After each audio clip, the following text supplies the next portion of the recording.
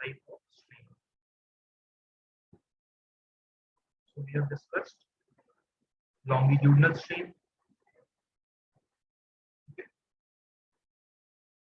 Next one was lateral strain.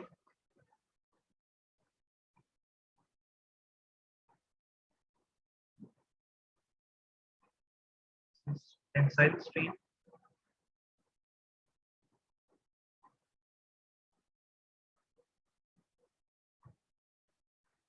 Compressive strain.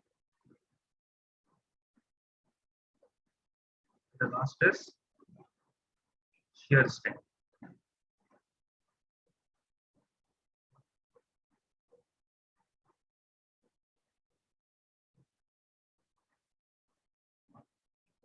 So we have discussed lateral strain. Lateral strain क्या होता है? ये discuss किया था when the applied load, when the load is applied on a body and the strain is produced in the direction of applied load, the ratio of change in length in the direction of applied load to the original length, we call it as longitudinal strain. Lateral strain हमने कहा था when the load is applied on a body, the change in dimension in the lateral direction of to the original length, we call that as lateral strain. The next is tensile strain. और tensile strain क्या होगा? आप ही लोग बताओ.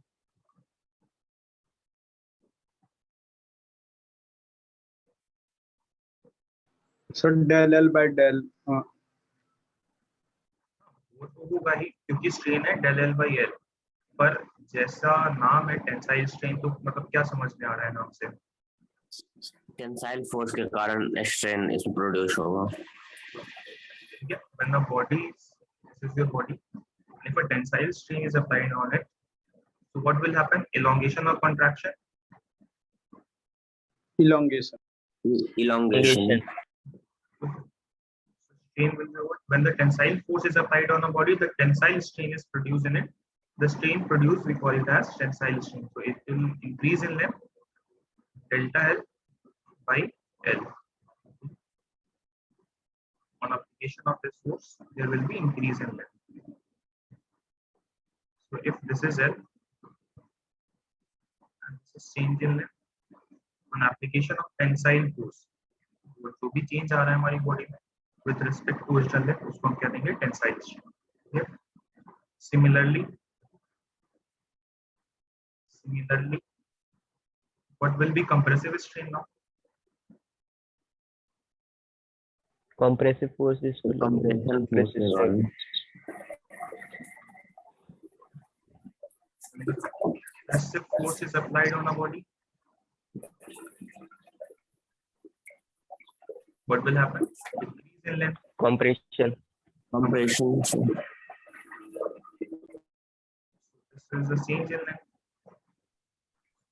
This means amount of materials would be reduced.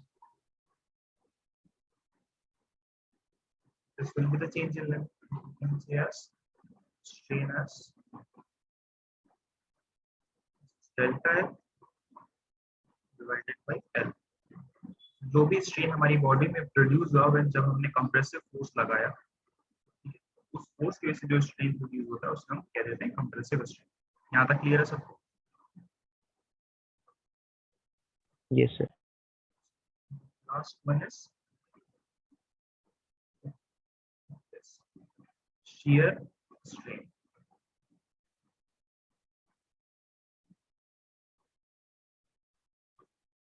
कोई बताएगा shear force क्या होता है? Force along the surface. जो डिफॉर्मेशन होता है उसको कहते हैं shear stress. This is your Sir, for example, friction force.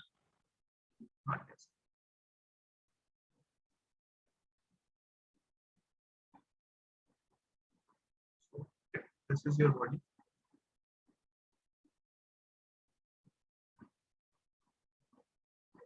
If the force is applied such that it tries to shear the body. Okay. This is the applied force on this surface. तो इसकी वजह से क्या होगा? Deformation किस type का produce होगा इसमें?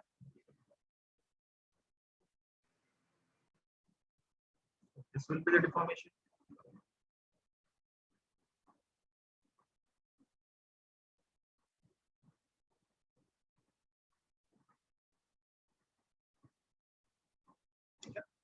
इस shear force की वजह से बॉडी हमारी डिफॉर्म कर गई। यहाँ पे किस एंगल के फॉर्म में डिफॉर्म हुई है, कितना डिफॉर्म हुई है, इससे हम एंगल के फॉर्म में रिप्रेजेंट करते हैं। ठीक है, सपोज ये फाई एंगल से डिफॉर्म कर गई।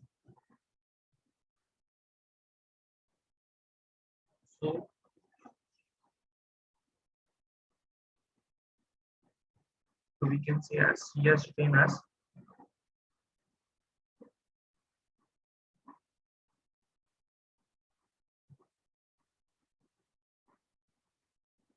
phi by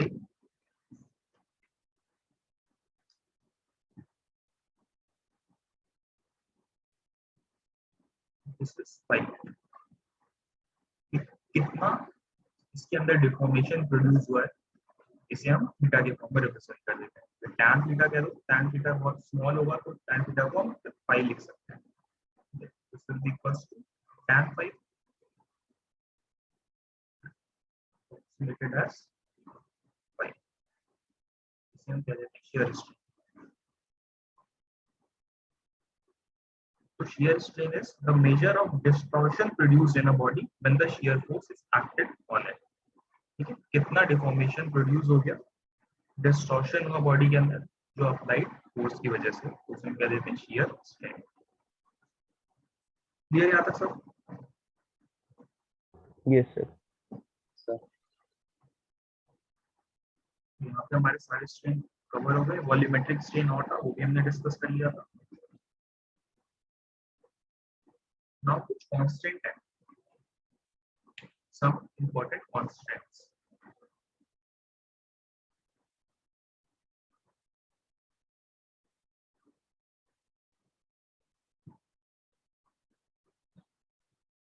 first one is Young's modulus.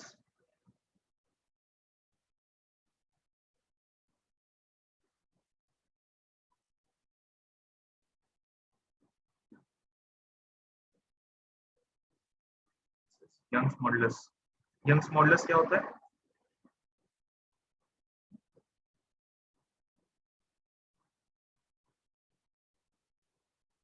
और Sir, Sir, elasticity.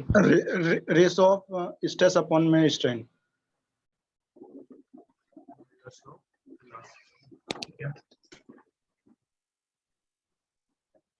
this is E represented by E। So E was stress upon strain। ये कहाँ से आया था? ये कांस्टेंट कहाँ से आया था? Hooke's laws. This is from first one was Young's modulus, the second is modulus of rigidity। This modulus of rigidity।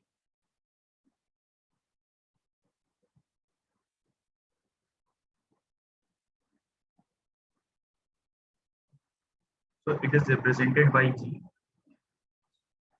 या फिर इसको दूसरा नाम भी दिया गया है मॉडुलस ऑफ रिजिडिटी और shear मॉडुलस। तो बता पाएगा क्या होगा ये? जैसे यंग्स मॉडुलस था उसी तरह मॉडुलस ऑफ रिजिडिटी होता है shear stress divided by Shear stress. strain। ठीक है, here that was Young modulus of rigidity or shear modulus G। The last is bulk modulus।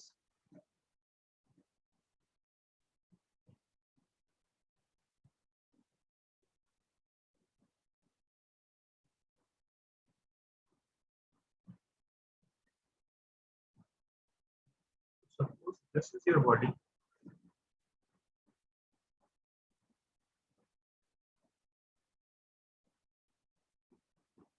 the stress acting on it from each direction. Which type of strain will occur in this? Compressive.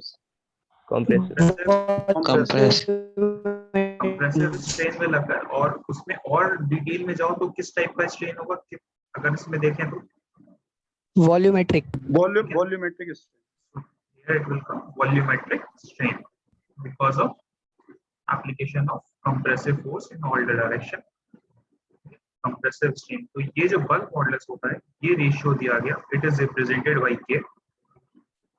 It is represented by K. So it was normal stress. This is normal stress divided by volumetric strain. Here,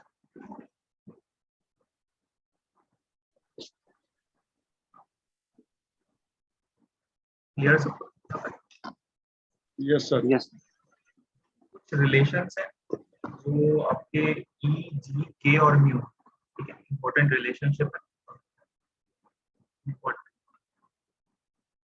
relationship ये आपस में inter related होते हैं. क्या क्या inter related होता है?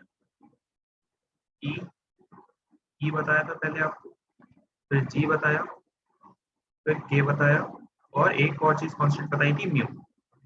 Mu क्या होता है? Poisson's Poisson's ratio. Poisson's ratio. Poisson ratio. E क्या होता है? Young modulus of elasticity. Modulus of ये क्या होता है? elasticity है Young's modulus. जी क्या होता है? Young's modulus. Rigidity. Young's modulus. Shear modulus. Young's modulus. ई होता है यंग्स मॉडुलस. ई होता है Young's modulus. What is G? G. Shear modulus. Sir, shear modulus. Shear modulus और modulus of rigidity. What is K? Bulk modulus. Bulk Bulk modulus. modulus. Bulk modulus. E equals to 2g 1 plus mu. First important relationship. Second is E is equals to E equals to 3k 1 minus 2 mu.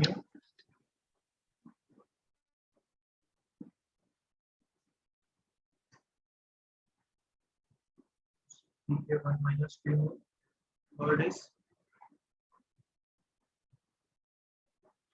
E is equals to 9k g k plus g. और relationship होती है 4 mu के form में equals to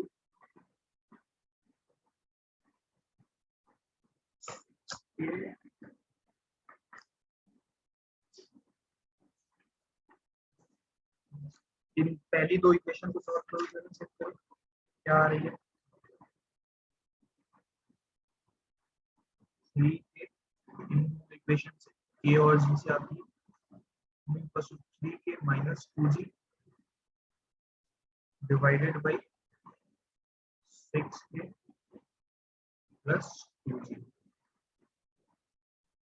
ठीक है, ये कुछ relationship है. इनका डेरिवेशन की कोई जरूरत नहीं है.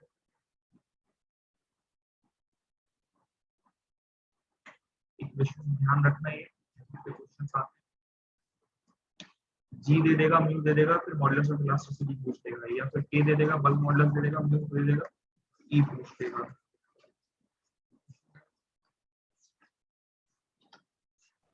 सर सेशनल कब से हैं बार वाले? First sessional.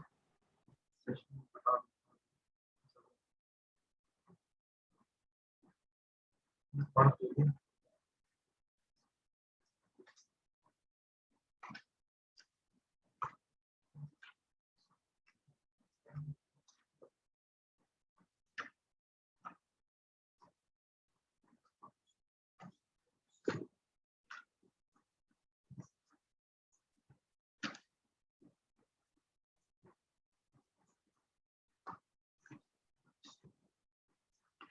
एक मिनट रुको, मैं क्वेश्चन देखता हूँ।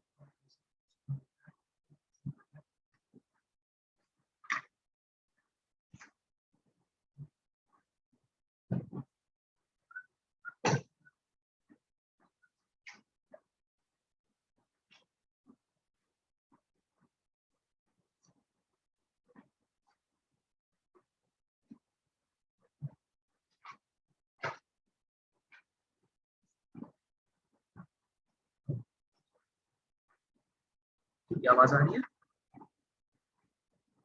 Yes, sir. जी सर आ रही यस है। Sir, yes sir. क्वेश्चन कह रहा है the Poisson ratio of material is the Poisson ratio of a material is 0.3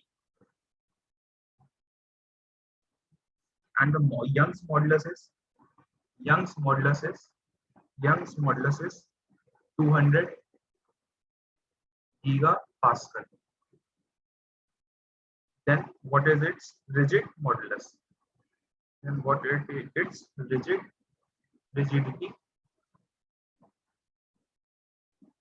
modulus?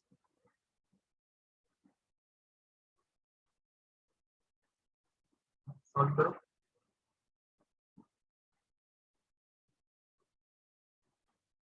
Sir ये सेकंड वाला क्या था?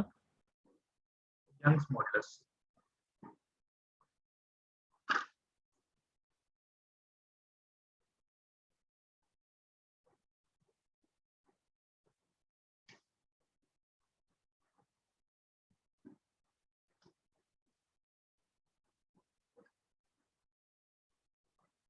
So this is your first question. Second question कह रहा है if in a particular material, if in a particular material the modulus of rigidity the modulus of rigidity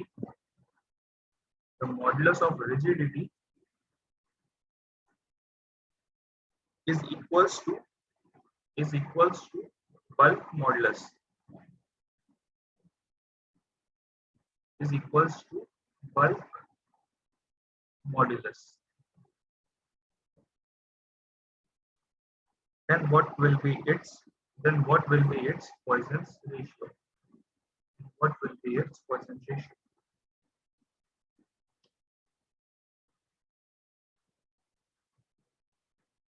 किसी का answer आया?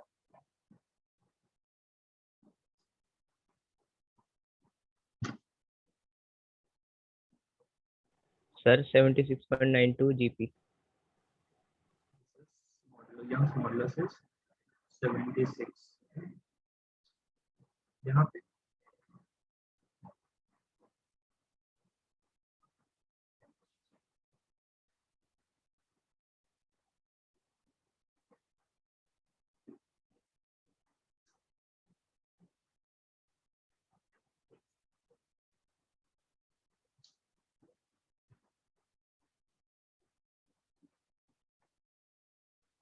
देखो क्वेश्चन क्या कह रहा है, म्यू दिया हुआ है 0.3, यंग्स मॉडुलस दिया हुआ है 200, मॉडुलस ऑफ रिजिडिटी पूछ रहा है, तो कौन सी इक्वेशन लगाएंगे यहाँ पे?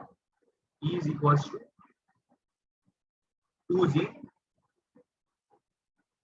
E is equals to 2g 1 plus mu. Young's modulus हमें गिवन है, E गिवन है, म्यू गिवन है, तो g निकल जाएगा. G will be what? E by 2 1 plus mu. Value substitute करो सारी, फिर आंसर बताओ. E is 200 divide by 2 into 1.3. कितना आया था ये?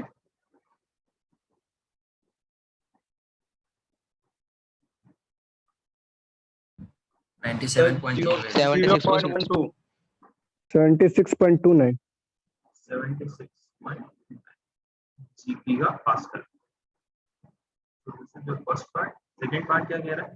Modulus of rigidity. Modulus of rigidity is equals to bulk modulus. ठीक? Modulus of rigidity. Modulus of rigidity क्या होती है? Shear stress upon shear strain. कौन सा सिंबल यूज करना है? जी sir. G. This is G. Modulus of rigidity is equals to what? किसके बराबर कह रहा है? Bulk K. modulus के. K. के बराबर। अब कोई रिलेशनशिप बताइए G और K को बराबर करने के लिए. Then what is Poisson's ratio? Poisson's ratio पूछ रहा है. कोई रिलेशनशिप बताई थी G के आता है यहाँ पे?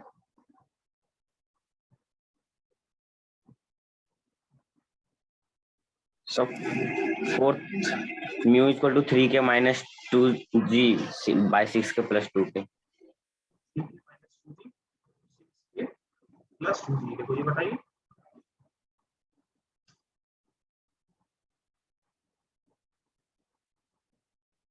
This 3k minus 2g divided by 6k plus 2g.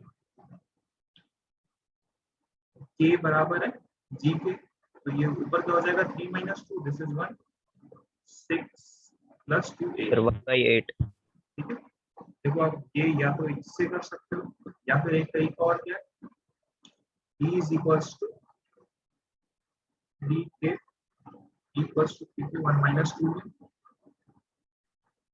1 minus 2 में, और e बराबर किसके होता है 2g 1 plus k.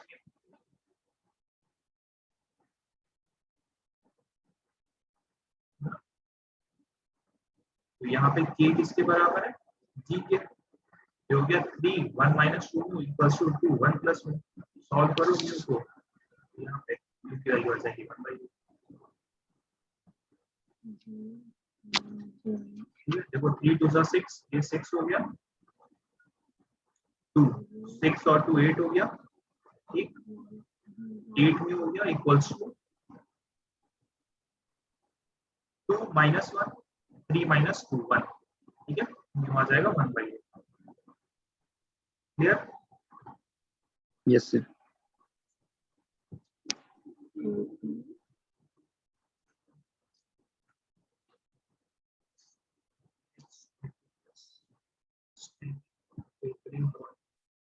Next of the topic is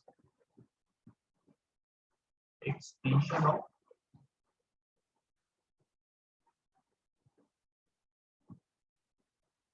tapering rod. अगर कोई रॉड है, अगर वो टेपर हो रही है along its length due to application of force,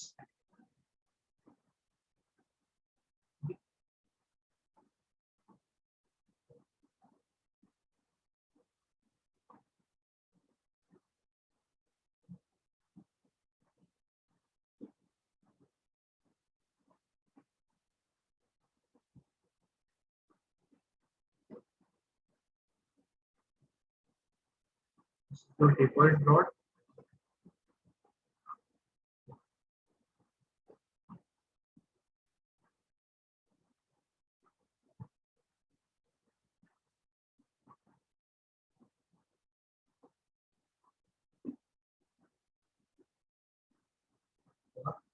force लग रहा है P. So this is your diameter D1.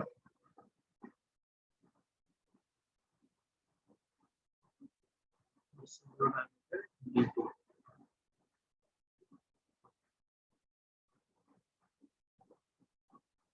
This is force P. So जो इसके अंदर elongation आएगा due to application of this force will be 4 P L by pi E D1 D2. This is D1 D2, this is P and this is your length.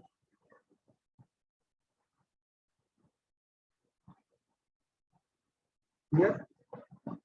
वो इसका derivation भी होता है पर वो आपके लिए अभी जरूरी है, इसका नहीं है. देखो डेरिवेशन करने के लिए तरीका बता देता हूँ क्या करते हैं.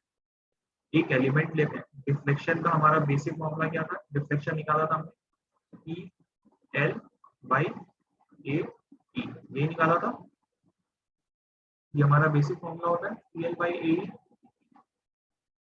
Yes sir. ठीक है, क्या करते हैं हम एक स्मॉल एलिमेंटल एरिया लेते हैं, ठीक है, स्मॉल एलिमेंटल एरिया लेते हैं, ठीक है, हम उस एलिमेंटल एरिया का डिफ्लेक्शन निकालते हैं, डिफॉर्मेशन निकालते हैं due to this application of load, और उसको क्या कर देते हैं, इंटीग्रेट कर देते हैं। इंटीग्रेट कहाँ से कहाँ तक कर देते हैं, 0 से L लेंथ तक के लिए इंटीग्रेट कर देते हैं। एरिया लोगे, ठीक है, हमने इसमें एरिया लेना होता है, तो एरिया कैसे लिया, this is small area of this elemental x will be what, pi, इसका डायमीटर, यहाँ पे कितना डायमीटर है, dx मान लिया हमने, this is dx, so dx का स्क्वायर डिवाइड बाई 4, ठीक है, हमने dx ले लिया। और अब dx को क्या l के लेंथ के फॉर्म में लिख सकते हैं, रेडियस क्या होगा, dx will be what, dx will be what, d1, ये d1 लेंथ है, ये देखो कुछ ऐसा बन रहा है यहाँ पे, ये चीज, तो ये हो गया क्या, इसका डायमीटर कितना हो जाएगा, d1, this d1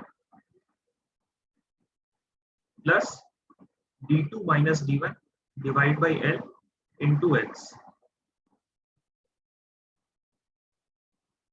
d1 plus d2 minus d1 divide by length l into x, ठीक है, ये एरिया हो गया। इस डिफ्लेक्शन के फॉर्मूले में d delta low, d delta is p dx, elemental area की विड्थ क्या हुई, dx by ax into e, ठीक है, इसी इंटीग्रेट कर दो पूरा, कहाँ से, 0 से l लेंथ तक, फिर इंटीग्रेट करोगे फाइनल आंसर ये आएगा।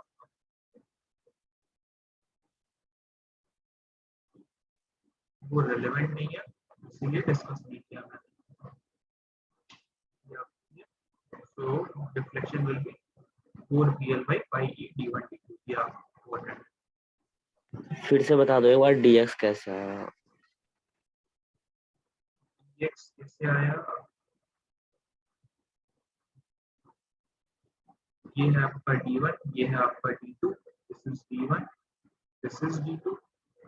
अगर मैं ये कहूँ एडिशनल, मैंने किसी भी लेंथ पे यहाँ पे d लिखा dx, तो dx will be what, dx will be what, d1, ये तो d1 होगा ना, इतना यहाँ से यहाँ तक, this will be d1 ना, यस सर। d1 प्लस, अब ये एडिशनल जो डिस्टेंस ये रह गई, ये डेप्थ रह गई, ये से ट्रायंगल से निकाल सकते हैं, this will B triangle, this will be what, d2 minus d1, d2 minus d1, this will be d2 minus d1 divided by, ये लेंथ कितनी है, सिमिलर ट्रायंगल लगा सकते हैं, अगर ये लेंथ l है यहाँ तक, तो ये वाली वैल्यू अगर हमने यहाँ से यहाँ तक x डिस्टेंस मानी हुई है, this will B x times, ठीक है, ट्रायंगल का यूज किया कौन से, अगर ये Lx है, ये टोटल y है, ये z है, तो क्या ये m निकाल सकते, ये लिखते थे ना, m by z is equals to, from similarity, y by x by y, यही होगा ना,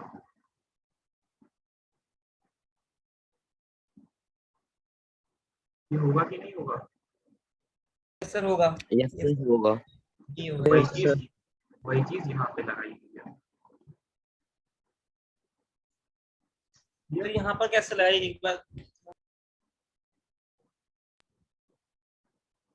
देखो सर dx वाली इक्वेशन में x क्या है, x ये डिस्टेंस है यहाँ से d1 से,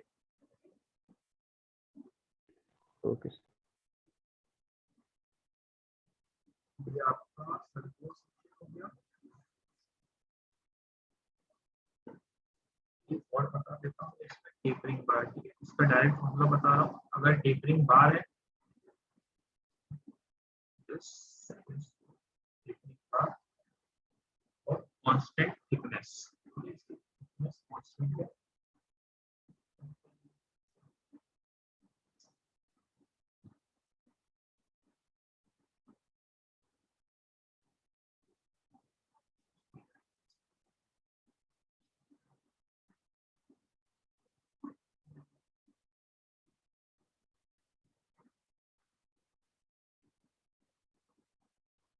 इसकी थिकनेस कांस्टेंट है, ठीक है, this thickness is constant,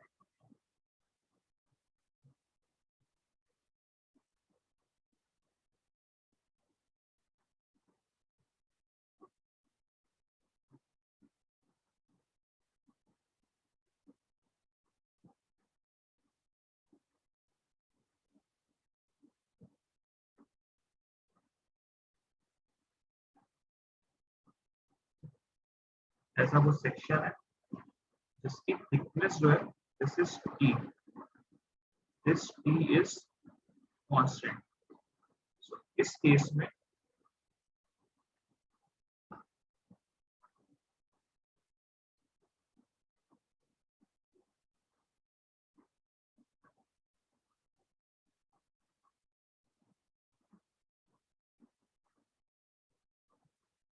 this is the force T, तो कितना रिफ्लेक्शन होगा या डिफॉर्मेशन आएगा, this is equals to P into L, this is force P, this is length L, ln, this is B2 by B1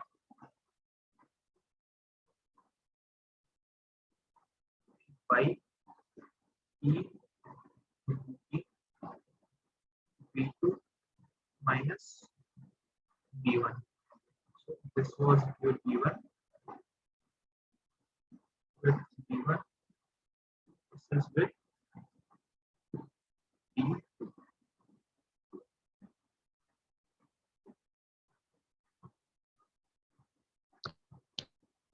sir एक बार ना क्या formula repeat.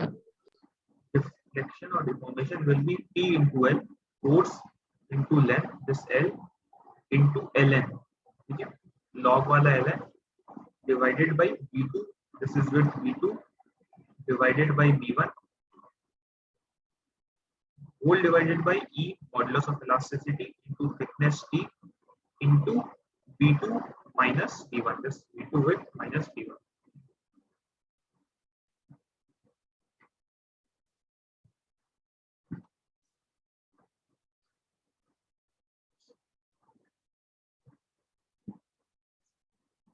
चलो अब एक क्वेश्चन देखो इसको,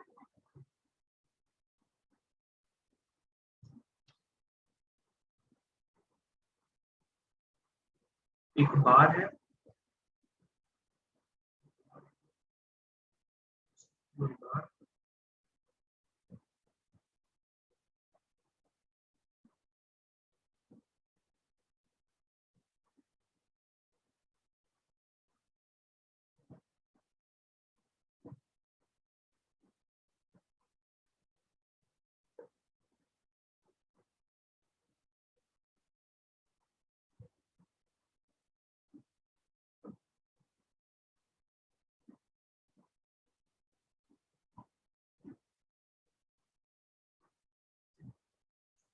इसका डायमीटर दिया हुआ है 30 mm,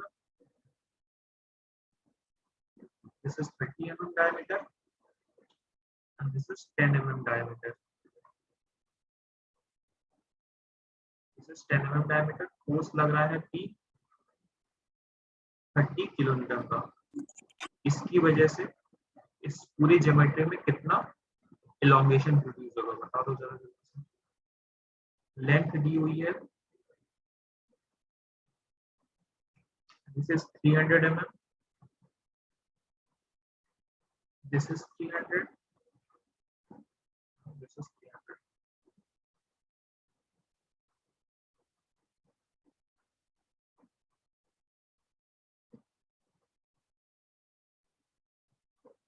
this diameter is 20.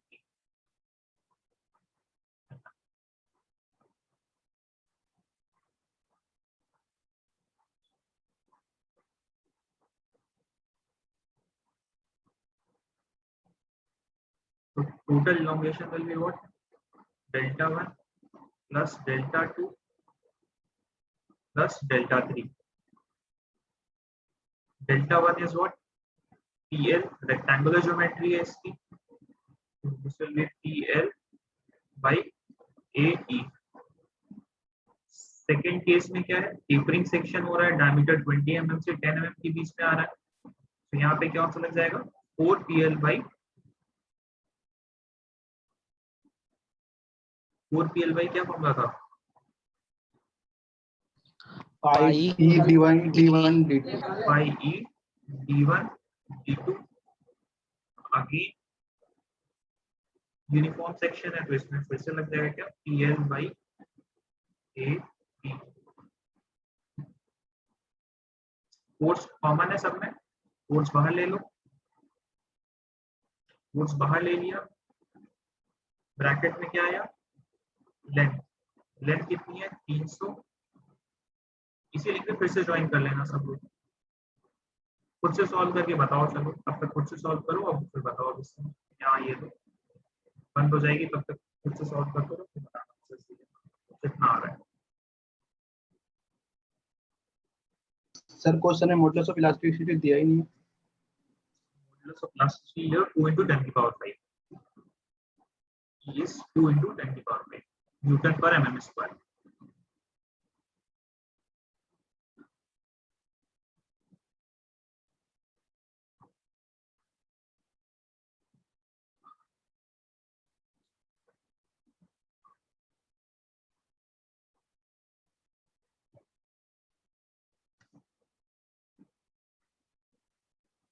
Thirty kilo Newton sir. Force was 30 kilonewton, 30 into 10 to the power 3। Length was 300 mm, diameter was 30 mm। Area कितना हो गया 30 mm का,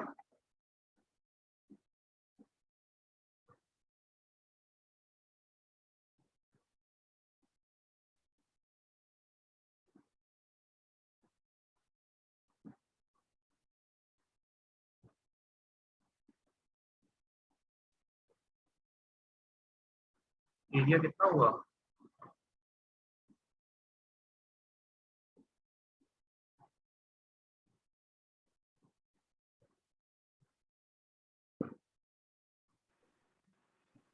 एरिया उसका तो 9,000 होगा। 530 स्क्वायर बाई 4 कितना होता है, उसमें पाई पाई पाई बाय 4 से मल्टीप्लाई भी तो करना पड़ेगा। डायमीटर दिया हुआ था ना 30, sir 706.6 706.6। Next is 4PL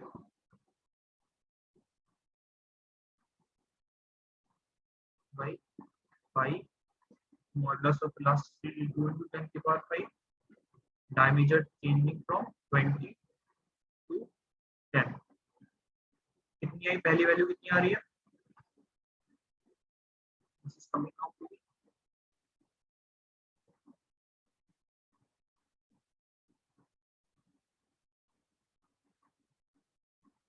delta का कितना आया,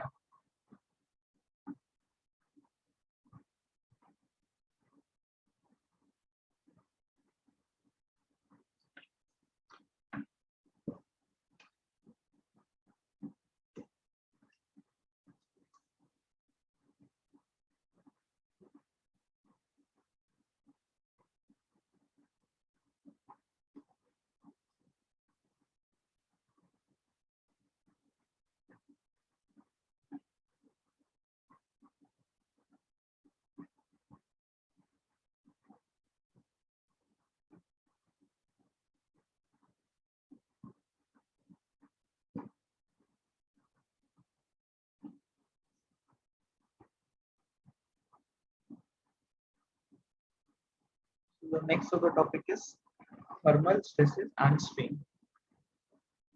Next of the topic is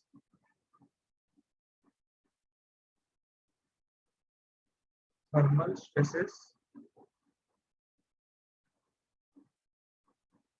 and strain।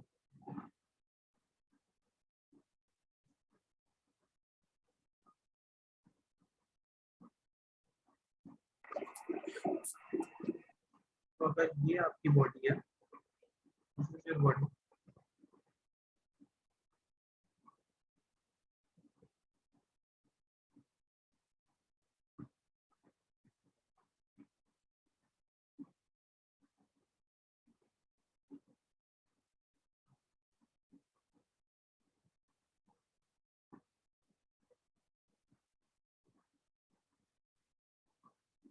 इसकी लेंथ है L, this is L, this is width B and this is depth B. अगर हम इसका टेम्परेचर राइज करते हैं with an amount with by T degree Celsius, change in temperature, अगर हमने temperature change किया इस बॉडी का, चेंज इन टेम्परेचर, हमने टेम्परेचर इंक्रीज किया है इसका, इस बॉडी का by T degree Celsius, so what will happen due to this change in temperature, इसकी जो लेंथ है वो या लेंथ विथ और डेप्थ तीनों डायमेंशन चेंज करेंगी with an amount equals to, तीनों डायमेंशन में जो चेंज आएगा due to increase in length will be L alpha delta T, change in temperature, change in width will be what, B alpha delta T, change in depth will be D alpha delta T. Here alpha is coefficient of thermal change. This is alpha is coefficient of thermal change. जब हमने इस body का temperature change किया तो इसमें क्या होगा, elongation produce होने लगेगा, वो भी क्या, हर डायरेक्शन में, जितनी इसकी डायमेंशन है, लेंथ है, विड्थ है, डेप्थ है, तीनों डायरेक्शन में इसकी चेंज आएगा और उस चेंज का मैग्नीट्यूड क्या होगा, L अल्फा डेल्टा T, ठीक है। अगर यहाँ पे हम टेम्परेचर राइज को पॉजिटिव मान रहे हैं, अगर हमने कहा टेम्परेचर राइज किया तो उसकी वजह से जो इसकी लेंथ है वो इंक्रीज कर देगी बाया L length, delta L length, ठीक है। तो वही अगर हमने टेम्परेचर जब डिक्रीज करेंगे, जब हम टेम्परेचर डिक्रीज करेंगे तो उसकी लेंथ घट जाएगी। अगर हम टेम्परेचर बढ़ने की वजह से कह रहे हैं कि पॉजिटिव इलोंगेशन हो रहा है, तो जब टेम्परेचर घटाएंगे, कम करेंगे, तो there will be decrease in length by the same amount, ठीक है। तो बॉडी का जो है लेंथ है, चेंज इन लेंथ आएगा वो इसी अमाउंट से डिक्रीज कर जाएगा, ठीक है। सारी डायमेंशन इसी अमाउंट से डिक्रीज कर जाएंगे। अगर टेम्परेचर बढ़ाने पे हम उसे कह रहे हैं कि पॉजिटिव चेंज आ रहा है, तो जब टेम्परेचर हम कम करेंगे तो बॉडी के अंदर कॉन्ट्रैक्शन हो जाएगा, ठीक। If a bar is free to expand, ठीक, अगर वो बार फ्री है एक्सपैंड करने के लिए तो इसके अंदर कोई स्ट्रेसेस नहीं डेवलप होंगे जब तक ये फ्री है एक्सपैंड करने के लिए, ठीक है। इसको अलाउ करोगे, अगर फ्री एक्सपेंशन हो रहा है तो इसके अंदर कोई स्ट्रेसेस नहीं डेवलप होंगे। जिस पॉइंट पे जब इस पे रिस्ट्रेंड आ गए, जिस पॉइंट पे से रिस्ट्रेन कर देंगे हम, ठीक है, अभी ये बार फ्री है एलोंगेट करने के लिए, तो इसके अंदर कोई स्ट्रेसेस नहीं डेवलप होंगे, कोई रेजिस्टिंग फोर्स नहीं है। अगर किसी पॉइंट पे हमने इसे रिस्ट्रेन कर दिया किसी भी डायरेक्शन में, ठीक है, तो उसकी वजह से इसके अंदर तब स्ट्रेसेस डेवलप करना शुरू हो जाएंगे, क्योंकि अब उसमें फ्री मूवमेंट अलाउ नहीं कर रहा है। तो जब मूवमेंट अलाउ नहीं करेगा, अभी इस पे कोई फोर्स नहीं लग रहा है, एक्सटर्नल फोर्स, इधर ये एलोंगेट कर रहा है अपना, फ्रीली एलोंगेट कर जाएगा अगर टेम्परेचर बढ़ता चला गया, तो कोई स्ट्रेसेस नहीं डेवलप किया। अगर फिर आपने इसके मूवमेंट को रिस्ट्रिक्ट कर दिया, अगर आपने इसके मूवमेंट को रिस्ट्रिक्ट कर दिया, तो क्या होगा, वहां उस डायरेक्शन में एक्सटर्नल फोर्स लग जाएगा और उसकी वजह से टेम्परेचर स्ट्रेसेस आने लग जाते हैं। Suppose this is your body और अब ये रिस्ट्रेन हो गया है एक्स डायरेक्शन में, यहाँ पे वॉल है, ठीक है, यहाँ पे वॉल आ गई। अब हमने इस असेंबली का, दिस इज योर असेंबली, इस असेंबली का हमने टेम्परेचर राइज किया। तो जब टेम्परेचर राइज करोगे तो क्या इस डायरेक्शन में, किसी भी डायरेक्शन में, एक्स डायरेक्शन में, क्या इसके पास एक्सपेंशन के लिए स्पेस अवेलेबल है? No sir. So total elongation in x direction will be what? 0.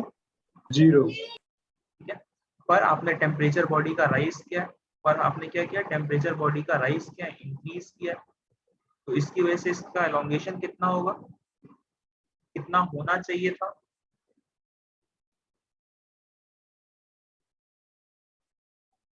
Assembly का टेम्परेचर जब इंक्रीज करेंगे तो कितना एलोंगेशन होगा?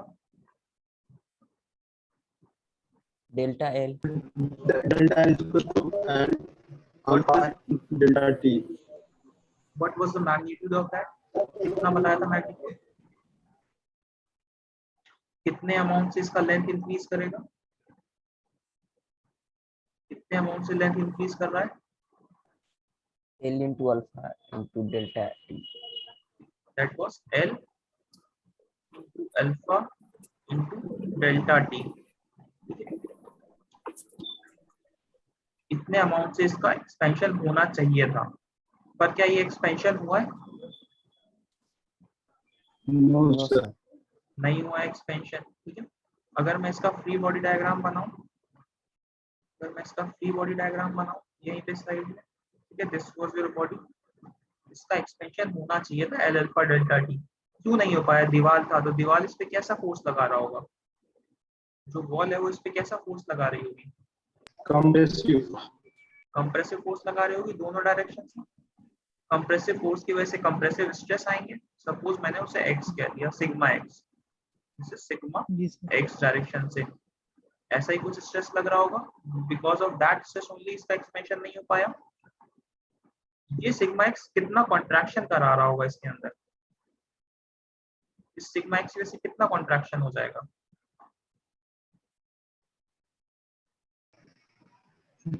L alpha delta t. इस फोर्स की वजह से कितना कॉन्ट्रैक्शन होगा इस बॉडी में?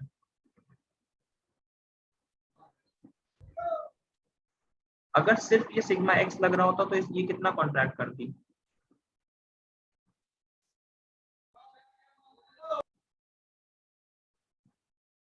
हुक्स लॉ क्या कहता है? That ठीक है, px, this is px p into l by ae, ठीक कह रहे हो? p by x को क्या कह देते हैं? सिग्मा x कह देते हैं। तो इसकी वजह से ये क्या हो रहा था? कॉन्ट्रैक्शन हो रहा होता। अगर एक्सपेंशन को हमने पॉजिटिव दिया तो कॉन्ट्रैक्शन क्या हो जाएगा अपने आप? Negative. This will be negative sigma x l by e। ये हमने टेम्परेचर के इफेक्ट्स का ले लिया, ये हमने जो एक्सटर्नल इफेक्ट ले रहा था उसको ले लिया। तो प्रिंसिपल ऑफ सुपरपोजिशन में कह सकता हूँ L alpha delta T minus sigma X L by E equals to 0। जी कह सकता हूँ?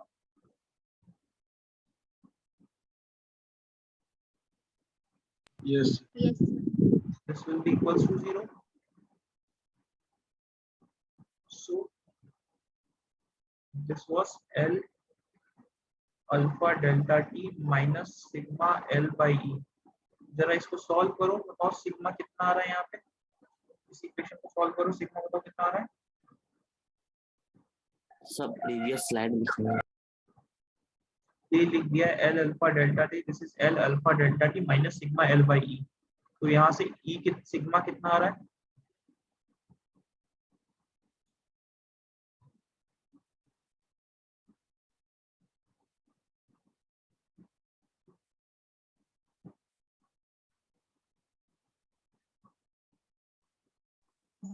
अल्फा ई डेल्टा टी।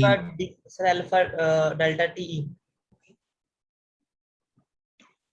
L क्या आ रहा है? अल्फा अल्फा डेल्टा टी और ई माइनस, उसके बाद माइनस का साइन आ गया। E माइनस का साइन क्यों आएगा? ये हम माइनस इस साइड लेके चले गए। नहीं आएगा सर। माइनस का नहीं आया, sorry. So this is Upon में L upon L L तो कैंसिल हो जाएगा ना। L ये रहा, यहाँ पे L है, यहाँ L है। ई आएगा सर।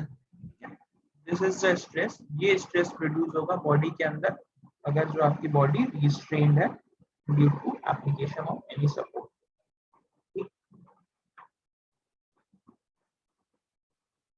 क्लियर यहाँ पर? Yes sir. नेक्स्ट क्लास है आपकी कितने बजे से है? 9 बजे। सर पीछे वाला स्लाइड दिखा दो। नहीं तो 1 मिनट मैं बोल दे रहा हूँ, वो वाली क्लास आपकी 10 मिनट लेट हो जाएगी। हाँ सर, कुछ नहीं था।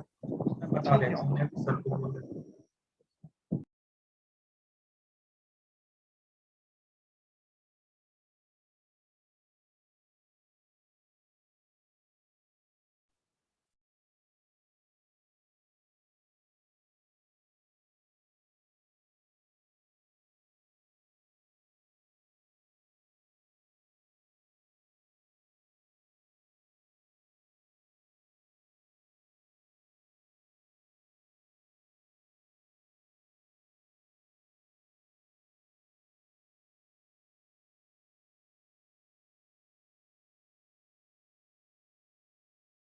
ठीक है, ये हो गया आपका। आपकी क्लास 9:15 से स्टार्ट होगी नेक्स्ट वाली। अभी 10 मिनट है, हम 10 मिनट में कवर कर लेते हैं। हो गया ये चीज।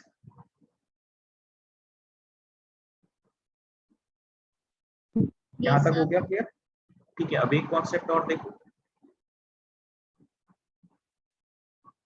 सो सपोज करो ये आपकी बॉडी है और ये सपोर्ट है यहाँ पे, सपोर्ट।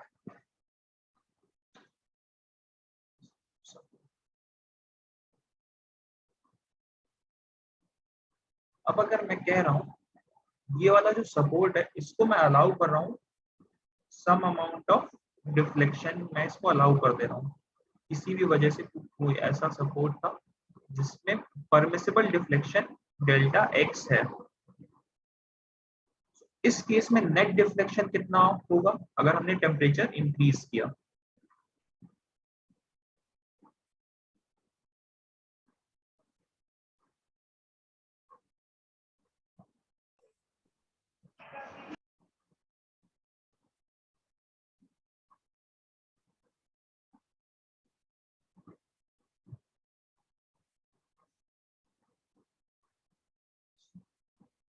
तो नेट इलोंगेशन क्या कह सकता हूँ? जो नेट इलोंगेशन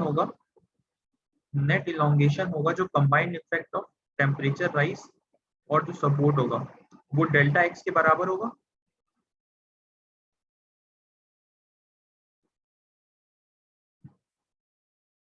यहाँ तक बात क्लियर हो रही है? Yes sir. जो नेट इलोंगेशन होगा टेम्परेचर राइज की वजह से वो डेल्टा एक्स परमिटेबल होगा। लास्ट केस में क्या ये वैल्यू कितनी थी डेल्टा एक्स की? 0 0 तो वहां पे रिजिड सपोर्ट था, ठीक है। डेल्टा एक्स की वैल्यू 0 हो गई, मतलब रिजिड सपोर्ट था, जहां पे वो इलोंगेट नहीं करने दे रहा था, इसलिए हम उसे रिजिड सपोर्ट कह देते हैं। कुछ सपोर्ट ऐसे होते हैं जहां पे यील्डिंग परमिसिबल होती है, मतलब जो थोड़ा सा मूव कर सकते हैं, ठीक, तो उसे हम क्या देते हैं? Yielding support. यहाँ पे डेल्टा एक्स का यील्डिंग परमिसिबल था कि इतना ये इतने mm से ये सपोर्ट मूव कर सकता है, ठीक। इस केस में क्या चेंजेस आएगा देखो, ड्यू टू टेम्परेचर राइज कितना लेंथ में इंक्रीज होगा? Sir L sigma delta T. This is L alpha alpha sorry delta T, ठीक है। ये जो चेंज आया किसकी वजह से? टेम्परेचर राइज की वजह से, ठीक है। पर ये जो सपोर्ट है क्या पूरे ही तरीके से फ्री है, मूव कर सकता है? ये जो सपोर्ट है क्या इसको पूरा फ्री एक्सपेंशन करने दे रहा है? No sir. तो ये भी एक स्ट्रेस लगाएगा, ये भी इसके ऊपर एक स्ट्रेस लगाएगा, कुछ सिग्मा अमाउंट का लगाएगा स्ट्रेस। Yes sir. तो इसकी वजह से कितना कॉन्ट्रैक्शन हो जाएगा? इसकी वजह से कितना कॉन्ट्रैक्शन होगा? ई अल्फा डेल्टा टी। सिर्फ सिग्मा एक्स की वजह से कितना कॉन्ट्रैक्शन होगा इसके ऊपर? एज पर हुक्स लॉ लगाओ। Minus sigma X L by. Minus sigma X L by ये हुक्स लॉ क्या कहता है? हुक्स लॉ यही कहता है ना, एज पर हुक्स लॉ क्या कहता है? Stress is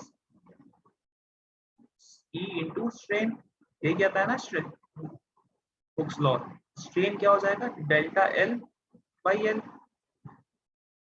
this is sigma X equals to ई।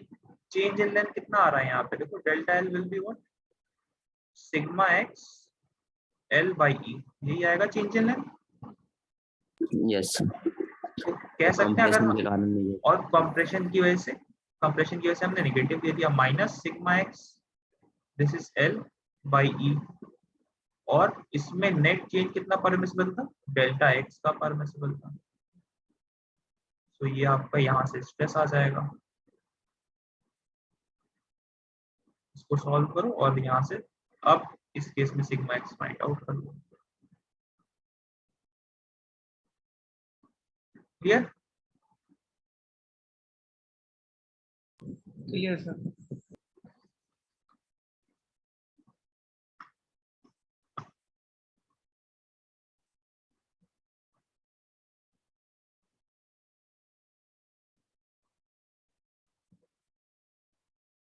ध्यान रखना ये डेल्टा एल लिखा हुआ है, डेल्टा एल का मतलब जानते हैं ना, चेंज इन टेम्परेचर। ठीक है, मतलब अगर इनिशियली 0 डिग्री सेल्सियस था और टेम्परेचर बढ़ा के 30 डिग्री कर दिया गया, तो चेंज इन टेम्परेचर कितना आएगा?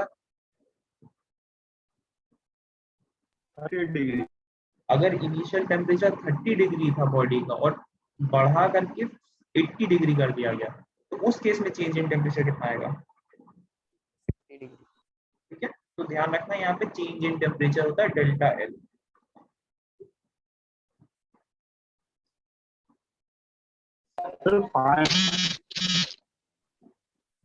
हाँ बताओ। जो चेंज होता है वो फाइनल माइनस इनिशियल होता है। हाँ, फाइनल माइनस इनिशियल होगा, डेल्टा एल होगा फाइनल चेंज इन टेम्परेचर। ठीक है, लिख देता हूँ। Delta L is delta T is